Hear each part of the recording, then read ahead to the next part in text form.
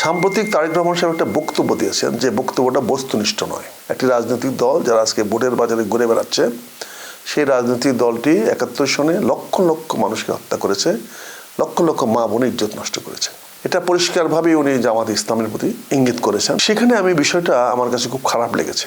এই কথাটা আমি জানিয়েছি জামাত ইসলামকে যে আপনারা এগুলো প্রতিবাদ করেন না কেন, আপনি কি প্রতিবাদ করবেন? আমি আপনাদের পক্ষে প্রতিবাদ করতে পারি না।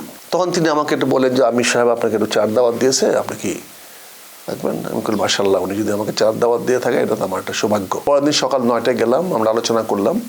আলোচনা করার পরে উনি আমায় গঠনতন্ত্র দিলেন, দিয়ে বললে এটা পড়েন। আমি বললাম আমি আপনার গঠনতন্ত্র জানি, আমি পড়েছি, দেখেছি। তো উনি বললেন আপনি কি আমাদের দলে অংশগ্রহণ করতে চান?